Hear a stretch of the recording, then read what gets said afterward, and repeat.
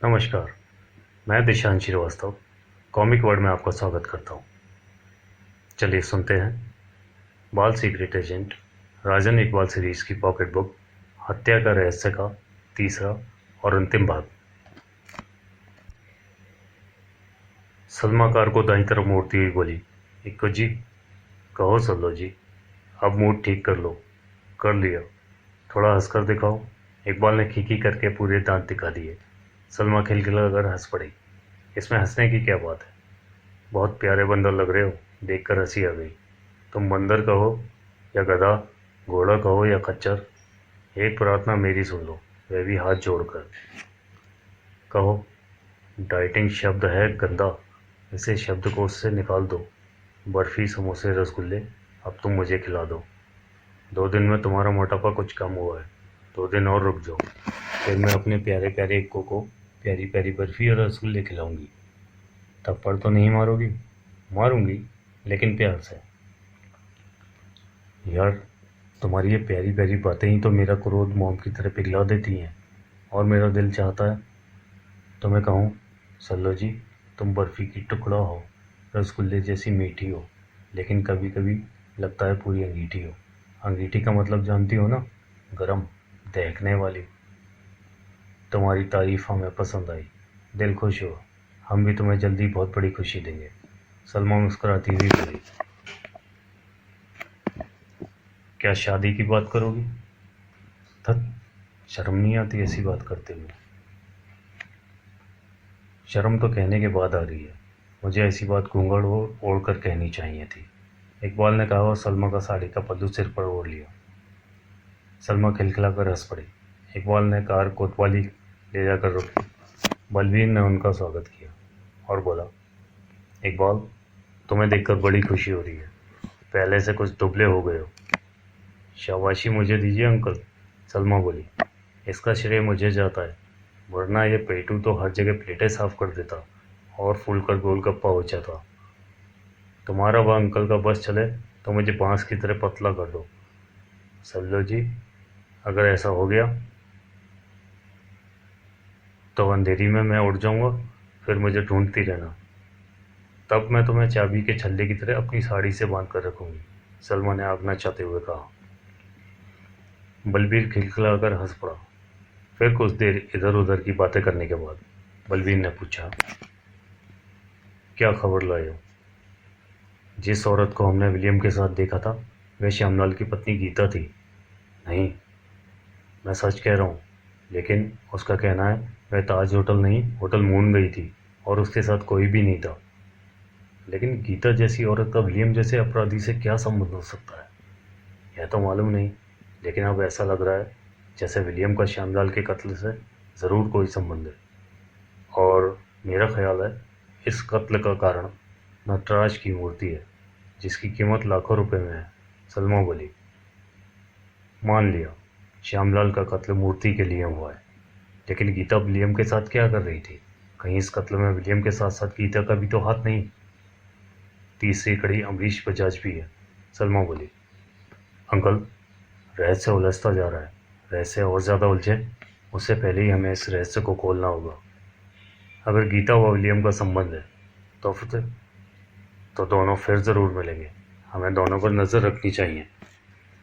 नज़र तो हमें अमरीश पर भी रखनी होगी।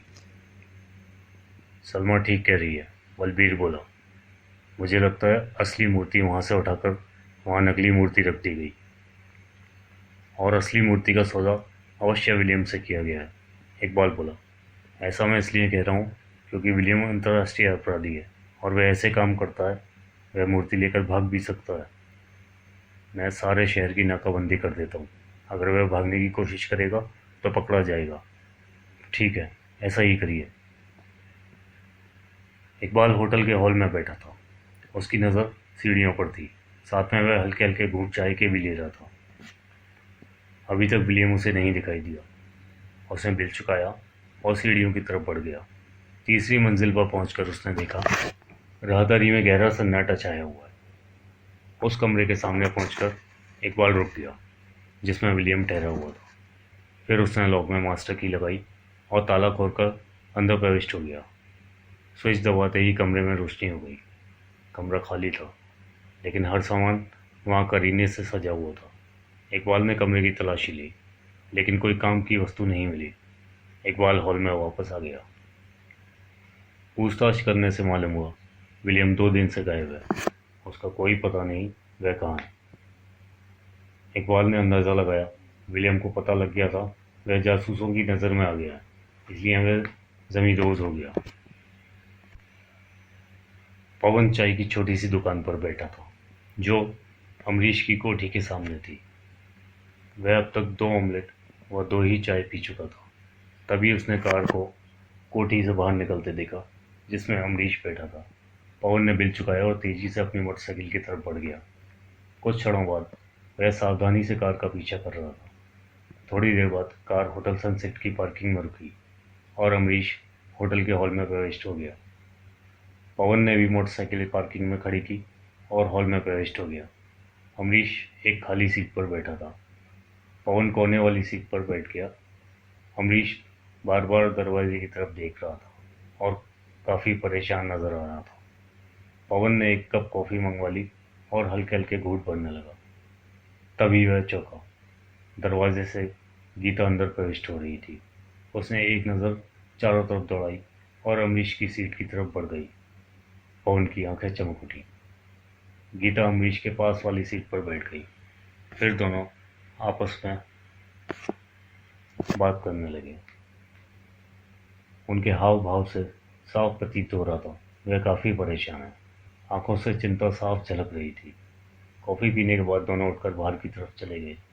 पवन ने भी बिल चुकाया और बाहर आ गया। गीता अमरीश के साथ उसकी कार में बैठी थी। इस समय उसे देखकर कोई नहीं कह सकता था कि वह एक विधवा औरत है। थोड़ी देर बाद पवन उसकी कार का पीछा कर रहा था। कार जब गीता की कोठी में प्रविष्ट हुई तो पवन अपनी मोटरसाइकिल आगे बढ़ाने गया। फिर एक जगह उसने मोटरसाइकिल रोकी और ट्रांसमीटर द्वारा इकबाल को सारी रिपोर्ट देने लगा। गोल्डन कॉफ़ी हाउस, जिसका मालिक शहर का एक नामी बदमाश बग्गा था, उसके होटल के सामने एक टैक्सी आकर रुकी, जिसमें से एक व्यक्ति उतरा और बिल चुकाकर अंदर प्रविष्ट हो गया। एक कमरे की दीवार में बिल्ली की मूर्ति लगी थी। उसके दोनों आंख दबाते ही फर्श में एक रिक्त स्थान उत्पन्न हो गया। नीचे जाने के लिए सीढ़ियां दिखाई देने लगी। नीचे उतरकर उसने फिर दीवार में लगा एक बटन दबा दिया। फर्श बराबर हो गया। राहदारी को पार करके वह एक कमरे के सामने पहुंचा। दरवाज़ा खटखटाते ही सुरीले स्वर में पूछा गया, कौन? मैं हावर हूँ। दरवाज़ा खुला। सामने एक लड़की खड़ी थी। बॉस कौन? अंदर के कमरे में तुम्हारा इंतजार कर रहे हैं। हावर अंदर के कमरे में प्रविष्ट हो गया। विलियम एक आराम कुर्सी पर बैठा सिगार के कश लगा रहा था। ढेर सारा धुआं छोड़ते हुए विलियम ने पूछा, हावर, क्या खबर लाई हो? सलमा व इकबाल आपको चारों तरफ तलाश कर रहे हैं। इसका मतलब मेरा शक सही था। सलमा व इकबाल ने मुझे पहचान लिया था। उनकी बुद्धि की मैं दाद देता हूँ। विलियम मुस्कुराता हुआ बोला, लेकिन वह मुझे तलाश नहीं कर पाएंगे। पुलिस ने सारे शहर की नाकाबंदी कर रखी है। हम शहर से निकलेंगे कैसे? विलियम को आंधी तूफान नहीं रोक सकता, फिर पुलिस की क्या औकात है? मुझे सिर्फ नटराज की मूर्ति की चिंता है। विदेशों में इसकी कीमत 50 लाख आंकी गई है।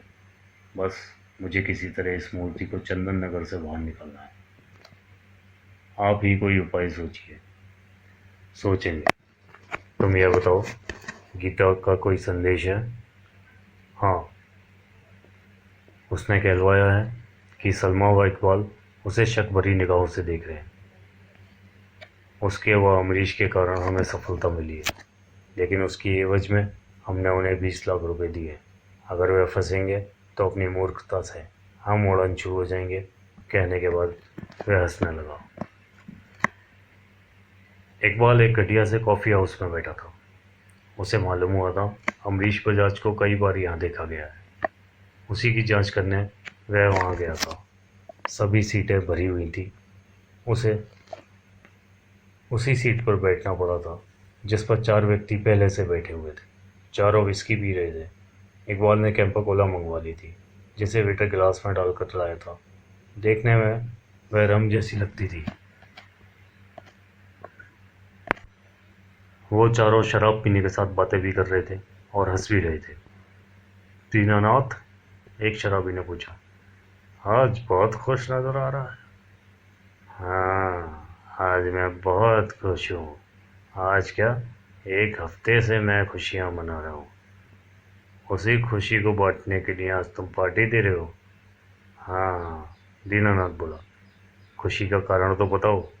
तुम लोग तो जानते हो मैं मूर्तियाँ बनाता हूँ। एक अच्छी मूर्ति बनाने के मुझे आज तक 1,000 से ज़्यादा नहीं मिले, लेकिन एक हफ्ते पहले मुझे एक मूर्ति की नकल बनाने के 10,000 रुपये मिले। कैसी नकल? वह नटराज की सैकड़ों साल पुरानी व शानदार मूर्ति थी। उस मूर्ति की मैंने नकल बनाई थी। सुनकर इकबाल के कान खड़े हो गए, क्योंकि श्यामलाल के पास भी नटराज की मूर्ति थी। थोड़ी देर बाद वे लोग उठकर बाहर आ गए। इकबाल ने भी बिल चुकाया और बाहर आ गया। वह लोग कुछ देर तो बातें करते रहे, फिर अलग अलग दिशा की तरफ चले गए। इकबाल कार में बैठा और दीनानाथ के पीछे कार लगा दी। कोई 100 कदम बाद ही सन्नाटा था। इकबाल ने कार की गति थोड़ी सी बढ़ाई, फिर उसके पास कार रोक दी। दीनानाथ कुछ समझता उससे पहले इकबाल नीचे उतरा और उसकी गर्दन पर कराटे चाप चढ़ दी। बेहोश होकर वह गिरता इससे पहले ही इकबाल ने उसे बाहों में संभाला और कार की पिछली सीट पर डाल दिया। इकबाल को विश्वास था कि उससे काफ़ी रहस्य की बात मालूम हो सकती है। दीनानाथ को होश आया तो वह हड़बड़ा कर उठ बैठा और भर्राए स्वर में पूछा, मैं कहाँ हूँ? तुम इस समय कोतवाली में हो। बलवीर उसके सामने आकर बोला, मैं पुलिस। घबराओ नहीं, अगर तुम हमारी मदद करोगे तो यहाँ तुम्हें ज़रा भी तकलीफ नहीं होगी। इंस्पेक्टर ठीक कह रहे हैं, इकबाल सामने आकर बोला। तुमने ही? हाँ, मैं ही तुम्हें यहाँ लाया हूँ। आप लोग मुझसे कैसी मदद चाहते हैं? नटराज की मूर्ति की नकल तुमने ही तैयार की थी। हाँ, जिसने तुमसे मूर्ति बनवाई थी उसे जानते हो? नाम पता मैं नहीं जानता। अगर वह तुम्हारे सामने आ जाए तो उसे पहचान लोगे? जी हाँ। मूर्ति बनवाने वाली कोई औरत थी?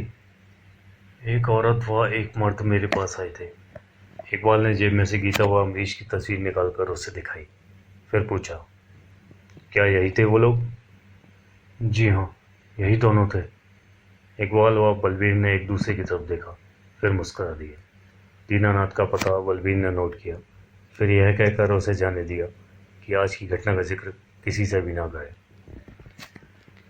सलमा व इकबाल अमरीश की कोठी पर गए थे, लेकिन वह घर पर नहीं मिला था। तब उन्होंने गीता से मिलने का निश्चय किया। उसकी कोठी के कंपाउंड में इकबाल ने कार रोकी और आगे बढ़कर कॉल बेल दबा दी। सलमा उसके पीछे खड़ी थी। कुछ क्षणों बाद दरवाज़ा खुला। दरवाज़ा खोलने वाली खुद गीता थी। उन्हें देखकर वह चौंकी। इकबाल बोला, क्या अंदर आने के लिए नहीं कहेंगी? झटके से वह एक तरफ हटती हुई बोली, आओ। दोनों अंदर प्रविष्ट हो गए। सामने सोफे पर अमरीश बैठा हुआ था, सिगरेट के कश लगा रहा था। आप यहाँ? सलमान ने चौंकते हुए पूछा। मेरे भाई समान दोस्त व भाभी का घर है, यहाँ तो मैं जब चाहूँ आ सकता हूँ। आप ठीक कह रहे हैं, आपके दोस्त का घर है। उनके मरने का दुख भी आपको बहुत है, 5 लाख डूबने का भी दुख होगा। मुझे 5 लाख का नहीं, सिर्फ अपने दोस्त की मौत का दुख है। खैर छोड़िए इस बात को। इकबाल बोला, हम तो आपको एक खुशखबरी सुनाने आए हैं।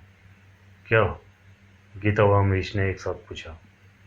श्यामलाल जी का हत्यारा पकड़ा गया। सच कह रहे हो? गीता ने पूछा। हाँ, इस समय वो पुलिस की हिरासत में है। कौन है हत्यारा? खुद चलकर देख लीजिए, वहाँ अपने बयान भी नोट करवा दीजिए। गीता और अमरीश ने एक दूसरे की तरफ देखा, फिर चलने के लिए तैयार हो गए। कार द्वारा वे लोग पुलिस स्टेशन पहुंचे। वहाँ बलबीर पहले से मौजूद था। बलबीर ने उन्हें आदर से बैठाया। इंस्पेक्टर, गीता ने पूछा, कौन है मेरे पति का हत्यारा? थोड़ी देर में आपको मालूम हो जाएगा, बलवीर ने कहा। फिर अलमारी से मूर्ति निकालकर मेज पर रख दी और पूछा, मिस्टर अमरीश, नटराज की नकली मूर्ति यही है ना? हाँ।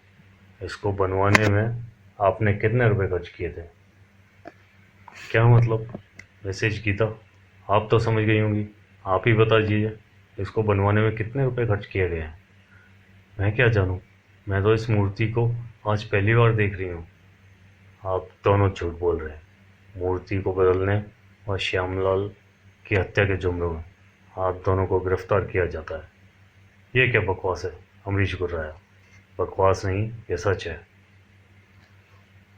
बकवास तो आप लोग कर रहे हैं। मैं अपने पति की हत्या करके विधवा क्यों बनूंगी? गीता चिल्लाई। हत्या से पहले ही आपने दूसरा पति तलाश कर लिया था, इसलिए विधवा तो आप दुनिया को दिखाने के लिए बनी थी, जबकि आप मन से पूरी तरह सुहागन थी। इकबाल तीखे स्वर में बोला। अमरीश आपके पति का दोस्त था, आपके घर आता था। आपके पति आपकी आज़ादी से दुखी थे, आपको आवारागर्दी करने से रोकते थे, जो आपको बर्दाश्त नहीं था। अमरीश आज़ाद विचार का व्यक्ति था, इसलिए आपका झुकाव अमरीश की तरफ हो गया और आपने अमरीश से अनैतिक संबंध जोड़ लिए। दुखी होकर श्यामलाल ने आपका खर्चा पानी बंद कर दिया। आप क्रोध से उफन उठी। तब आपको नटराज की अमूल्य मूर्ति के बारे में पता चला। आपने अमरीश से बात की उसे बेचने के लिए। आप ग्राहक तलाश करने लगी। इस बीच आपने मूर्ति गायब कर दी और एक मूर्तिकार से वैसी ही मूर्ति बनवा ली। नकली आपने सेफ में रख दी। आपको विलियम के रूप में ग्राहक मिल गया, जिसे आपने व अमरीश ने मिलकर 20 लाख में मूर्ति बेच दी। श्यामलाल जी को आप दोनों के अनैतिक संबंधों का ज्ञान हो गया। आप दोनों को उन्होंने बहुत बुरा भला कहा और आपको अपनी जायदाद से बेदखल करने का ऐलान कर दिया। तब आपने अमरीश के साथ मिलकर उनकी हत्या का प्लान बनाया ताकि वे आपके विरुद्ध वसीयत न कर सकें। हत्या वाली रात आप अमरीश के साथ उस समय कोठी में दाखिल हुई जब नौकर मगई अपने घर चला गया था। उन्हें इस तरह कत्ल किया गया कि पुलिस को लगे कि उन्होंने आत्महत्या की है। दूसरे दिन आप अपने पति की हत्या का केस लेकर इसलिए हमारे पास आई थी ताकि आप पर हत्या का शक न किया जा सके। गीता बोली, तुमने इतनी बड़ी बकवास कर दी, लेकिन इसका कोई प्रमाण है तुम्हारे पास? इकबाल ने 2 बार ताली बजाई। काला कोट पहने एक वकील अंदर प्रविष्ट हुआ। यह है मिस्टर रामनाथ, आपके खानदानी वकील। इकबाल बोला, इन्हें तो आप पहचानती होंगी। वकील ने वसीयत निकाली और पढ़ने लगा। मैं श्यामलाल पुत्र मोहनलाल अपने पूरे होशो हवास में यह वसीयत कर रहा हूँ। अपनी पत्नी गीता को मैं बहुत प्यार करता हूँ, लेकिन वह बदचलन व आवारा निकलेगी, मैं ये नहीं जानता था। मेरे दोस्त अमरीश से उसके अनैतिक संबंध हैं। मैंने दोनों से इस संबंध का जब विरोध किया तो दोनों मुझसे लड़ने लगे, मुझे जान से मारने की धमकी दी। वह मेरी जान लें इससे पहले ही मैं वसीयत कर रहा हूँ और अपनी सारी जायदाद टीबी, कैंसर अस्पताल और अनाथालय को 3 बराबर हिस्सों में बांट कर दान कर रहा हूँ। वकील चुप हो गया। सलमा, इकबाल व बलबीर दोनों के चेहरे की तरफ देख रहे थे। दोनों का चेहरा पीला पड़ गया। इकबाल बोला, हमारे पास दूसरा प्रमाण भी है। कहने के बाद उसने फिर 2 बार ताली बजाई। मूर्तिकार दीनानाथ अंदर प्रविष्ट हुआ। दीनानाथ, इकबाल ने पूछा, क्या तुम इन दोनों को पहचानते हो? जी हाँ, यही दोनों मुझसे नटराज की नकली मूर्ति बनवाने आए थे। अमरीश ने फुर्ती के साथ जेब से रिवॉल्वर निकाल लिया। वह फायर करता, इससे पहले ही सलमान ने पीछे से उसकी पीठ पर ठोकर जड़ दी। वह उछलकर दूर जा गिरा। रिवॉल्वर उसके हाथ से छिटक गया। 2 सिपाहियों ने लपक कर उसे दबोच लिया। बलवीर ने रिवॉल्वर रखकर कब्जे में लिया। गीता भय से काँप रही थी। हाँ तो मिसेज गीता, इकबाल ने पूछा, अब आप बताइए, यह मूर्ति आपने कैसे बेची थी? विलियम को 20 लाख में। विलियम को पता बताइए। पहले वह ताज होटल में ठहरा हुआ था, अब वह कहाँ है मुझे नहीं पता। तो फिर कैसे मालूम है? हावर्ड जानता है, वह विलियम का खास आदमी है और होटल ब्लू हेवन के कमरा नंबर 30 में रुका हुआ है। इतनी जानकारी काफ़ी थी। कॉल बेल बजाते ही दरवाज़ा खुला और हावर प्रकट हुआ। सलमा व इकबाल उसे धकेलते हुए अंदर प्रविष्ट हो गए। सलमा ने दरवाज़ा बंद कर लिया। इकबाल ने भरपूर गुस्सा उसके चेहरे पर जमाया। वह लड़खड़ाता हुआ पलंग पर गिर पड़ा। कौन हो तुम लोग? क्या चाहते हो मुझसे? हावर ने पूछा। यह सलमा है और मैं इकबाल। हमें विलियम का पता चाहिए। मैं किसी विलियम को नहीं जानता। इकबाल ने जेब से रिवॉल्वर निकाला और तेजी से आगे बढ़कर रिवॉल्वर की नाल उसके मुंह में ठूस दी। फिर बोला, मैं 3 तक गिनूंगा। अगर तूने विलियम का पता नहीं बताया तो रिवॉल्वर की सारी गोलियां तेरा मुंह व गर्दन फाड़ देंगी। 1, 2, ठहरो, उसने हाथ के इशारे से कहा। इकबाल ने नाल निकालकर उसकी कमर में लगा दी। वह हाफता हुआ बोला, गोल्डन कॉफ़ी हाउस, जिसका मालिक बग्गा बदमाश है, उसके तहखाने में विलियम छुपा हुआ है। इकबाल ने उसके हाथ पांव बांधकर मुंह में कपड़ा ठूस दिया। इकबाल पॉकेट ट्रांसमीटर पर बलबीर से बात करने लगा। बाहर कदम रखते ही इकबाल ठिठक कर रुक गया। सामने 2 व्यक्ति खड़े थे। दोनों के हाथों में रिवॉल्वर थे, जिनका रुख उसी की तरफ था। दोनों खूनी निगाहों से उसे घूर रहे थे। इकबाल ने पलटे झपकर फिर दोनों हाथ जोड़कर बोले, नमस्ते। तुम्हें मौत से डर नहीं लगता? एक ने पूछा। मौत, मौत, मौत, इकबाल ने लड़खड़ाते स्वर में कहा। फिर उसके होठ भीग गए और वह पत्ते की तरह थरथर कांपने लगा। क्या हुआ तुम्हें? दूसरे ने पूछा। मेरा दिल बहुत कमज़ोर है। मौत का नाम सुनते ही मेरा दिल, फेफड़े, गुर्दे सब ट्विस्ट करने लगते हैं। दोनों हंस पड़े। फिर एक ने पूछा, जब मौत से इतना डर लगता है तो यहाँ क्यों आए हो? मैं खुद नहीं आया। फिर तुम्हें कौन लाया? मेरे पाँव बहुत ढीठ है, मेरी बात मानते ही नहीं। तो इन्हें काट पर फेंक दो। ऐसी शानदार सलाखों तो किसी ने भी नहीं दी। इकबाल खुश होता हुआ बोला, अब जरूर काट दूंगा, लेकिन लेकिन क्या? मुझे इस कपकपी से छुटकारा दिलाओ। कैसे? एक बार दोनों बोल दो, मौत भागी, जीवन आया। ये क्या बकवास है? कह दो यार, इतना कहने से तुम लोगों की जुबान नहीं खिंचेगी। मैं प्रार्थना करता हूँ। दोनों ने एक दूसरे की तरफ देखा। फिर दूसरा बोला, क्या ख्याल है? कह दो। फिर दोनों बोले, मौत भागी, जीवन आया। इकबाल का कांपना बंद हो गया। फिर वह तनकर खड़ा हो गया। अब बताओ तुम। इकबाल उसे बीच में ही टोकता हुआ बोला, ठहरो, पहले मुझे अपना शुक्रिया अदा करने दो। दोनों आश्चर्य से उसकी तरफ देखने लगे। इकबाल ने पहले पलकें झपकाई, फिर झक सुनाने लगा, मैं शरीफ इंसान, मेरे पाँव बहुत बदमाश, ये जल्दी ही है, यही लगाई आस है। मौत के करीब कई बार यह मुझको लेकर जा चुके। जूते, सैंडल, चप्पल, वह सब साले खा चुके। सजा थी मैंने दी इनको, नंगे पाँव चलकर। क्षमा मांगी उन्होंने मुझसे, फूलों की तरह खिलकर। लेकिन यह है ढीठ, फिर मुझको यहाँ ले आए हैं। दुखी हूँ मैं इनसे बहुत, जानवर ही खाए हैं। कपकपी का दौरा हमको नहीं, इन्हीं के कारण पड़ता है। सिर से लेकर नाखून तक जिसमें डांस हमारा करता है। जीवन कहकर तुम दोनों ने आज हमें बचा लिया। शुक्रिया तुम्हारा बहुत प्यारे, तुम सा दोस्त पा लिया। इकबाल के चुप होते ही एक बोला, यह कविता थी? नहीं, इसे झक कहते हैं। मैंने झक द्वारा तुम दोनों का शुक्रिया अदा किया है। ऐसे दोस्त ही मुझे चाहिए। दोस्त? हाँ, तुम लोगों जैसे प्यारे दोस्त। सच तो यह है प्यारे दोस्तों, मुझे आज तक कोई प्यारा दोस्त मिला ही नहीं। जीवन कहकर जिस तरह तुम लोगों ने मुझे कपकपी से बचाया है, उस तरह तो कोई प्यारा दोस्त ही कर सकता है। दोनों ने एक दूसरे की तरफ देखा। एक बात मानोगे प्यारे दोस्त? क्या? रिवॉल्वर जेब में रख लो, मुझे बहुत डर लग रहा है। नहीं, दूसरा बोला, पहले बताओ तुमने अंदर हमारे दोस्त के साथ कैसा व्यवहार किया है? उसे लोरी सुनाकर वह थपका कर सुलाया है, कुछ इस प्रकार, इकबाल ने कहा। फिर फुर्ती के साथ उसने अपनी दोनों टांगें चला दी। उनके रिवॉल्वर वाले हाथ हवा में उछले। अगले पल दोनों के पेट पर एक एक ठोकर पड़ी। वे उछलकर दीवार से टकराए। इकबाल ने लपक कर दोनों रिवॉल्वर उठा लिए। फिर मुस्कुराता हुआ बोला, प्यारे दोस्तों, अब दीवार की तरफ मुंह करके खड़े हो जाओ।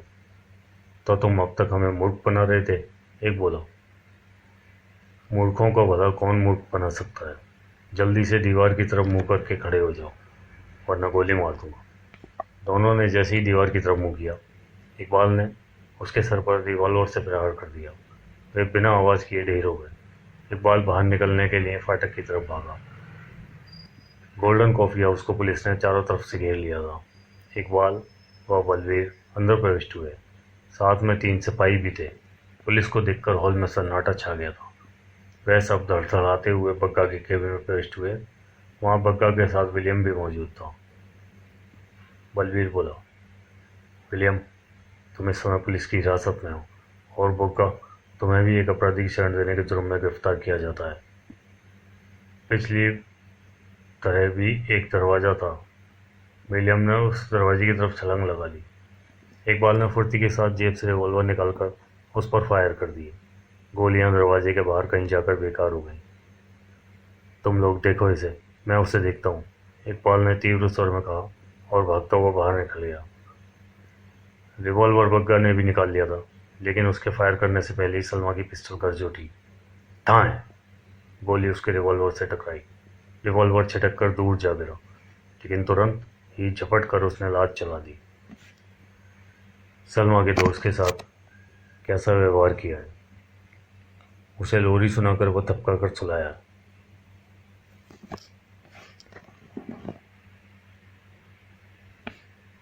उसके हाथ से पिस्टल हवा में उछली, जिसे उसने लपक लिया और सलमा की कनपटी से उसकी नाल लगा दी। सिपाहियों ने अपनी राइफल उसकी तरफ तान दी। खबरदार, बग्गा गुर्राया, अगर किसी ने गलत हरकत की या मेरे पीछे जाने की कोशिश की तो गोली मार दूंगा। इस अचानक से बदलाव ने सबको बौखला दिया था। तुम लोग अपनी राइफलें फेंक कर हाथ ऊपर उठा लो, जल्दी। तीनों सिपाहियों ने राइफलें फेंक दी। और सलमा, तुम चुपचाप मेरे साथ चलोगी। कोई चालाकी करने की कोशिश की तो कनपटी में सुराग बना दूंगा। सलमा खुद को बड़ा बेबस महसूस कर रही थी। उसके साथ वह पिछले दरवाजे की तरफ बढ़ने लगी। सिपाही बेबस खड़े बग्गा को इस तरह घूर रहे थे जैसे उसे खा जाएंगे। दरवाजे से बाहर निकलते ही सलमा को मौका मिल गया, क्योंकि जरा सा मुड़ना पड़ा था। मुड़ते ही उसने बग्गा के पेट में कोनी मार दी। वह करा उठा। सलमा ने पलटकर फुर्ती के साथ दोनों हाथों से उसका हाथ पकड़कर ऊपर उठा दिया, जिसमें पिस्टल थी। फिर घुटने का भरपूर वार उसकी जांघों के बीच किया। इस जगह पर किया गया वार सबसे ज्यादा खतरनाक होता है। उसके मुंह से एक चीख निकली और वह गिर कर तड़पने लगा। सलमा ने उसकी तरफ नफरत से देखते हुए एक ठोकर सिर पर, दूसरी कमर में जड़ दी। फिर सिपाहियों को आदेश दिया, इस हरामजादे के हाथों में हथकड़ी डाल दो। तुरंत उसके हाथों में हथकड़ी डाल दी गई।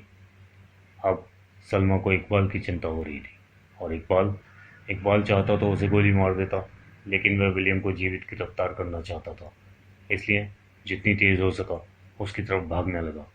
रुक जाओ विलियम, तुम मेरी रिवॉल्वर के निशाने पर हो, मैं तुम्हें गोली मार दूंगा। विलियम एकदम से रुककर पलटा और चिकने फर्श पर फिसलता हुआ चला गया। चूंकि इकबाल भागता आ रहा था, इसलिए खुद को संभाल नहीं सका। विलियम उसकी टांगों से टकराया। इकबाल उलट कर गिरा।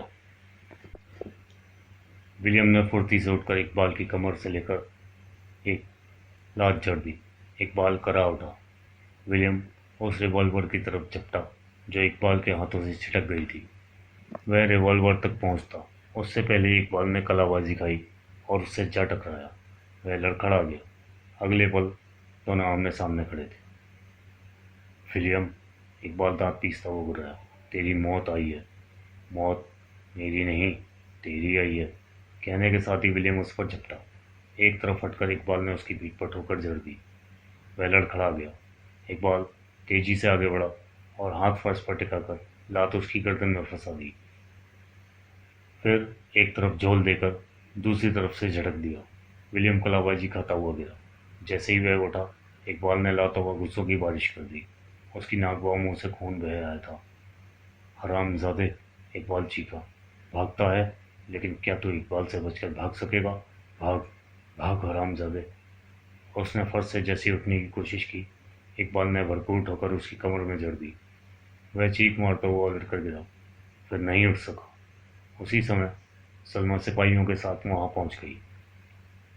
इकबाल के आदेश पर एक सिपाही ने आगे बढ़कर उसकी कलाई में हथकड़ी डाल दी। इकबाल का चेहरा क्रोध से तमतमा रहा था। सलमा जब उसके कंधे पर हाथ रखकर मुस्कुराई तो वह भी मुस्कुरा दिया। सलमा कमरे में प्रविष्ट हुई और इकबाल को सिर से लेकर पांव तक देखने के बाद मुस्कुराती हुई बोली, इक्को जी, आज एक बात सच सच कहूँ, ज़रूर कहो, आज बहुत स्मार्ट लग रहे हो। स्मार्ट तो मैं हुई, पहले तो तुम मोटे थे, डाइटिंग के कारण पतले हुए हो। थक तरेगी, फिर डाइटिंग। नाराज मत हो माय डियर इक्को जी, आज से डाइटिंग खत्म, इसलिए मैं तुम्हें अपने हाथ से मिठाई खिलाने लाई हूँ। अरे तो सोच क्या रही हो, जल्दी करो। सलमा ने डिब्बा खोला और उसके मुंह में रसगुल्ला ठूस दिया। इकबाल कुछ कहता उससे पहले ही सलमा ने उसके मुंह में बर्फी का टुकड़ा समोसा भी ठूस दिया। इकबाल ने बड़ी मुश्किल से उन्हें निकलने की कोशिश करने लगा। सलमा खिलखिलाकर हंस पड़ी, फिर डिब्बा उसके सामने रखती हुई बोली, आज पेट भर कर खाओ। सल्लो जी, एक बात सच सच मैं कहूँ, कहो। मेरा दिल चाह रहा है तो मैं भी खा जाऊँ। तो खा जाओ ना। सलमा उसे प्यार भरी निगाहों से निहारती हुई बोली, बाद में, पहले डिब्बा खाली कर लूँ, कहीं तुम फिर डाइटिंग का ढक्कन मेरे मुंह पर न लगा दो। कहने के साथ ही इकबाल डिब्बे पर टूट पड़ा। सलमा फिर खिलखिलाकर हंस पड़ी। तो इसी के साथ ये कहानी यहाँ पर समाप्त होती है। आगे की कहानी, एक नई कहानी हम फिर सुनेंगे अगले वीडियो में। उम्मीद है आपको ये कहानी पसंद आई होगी।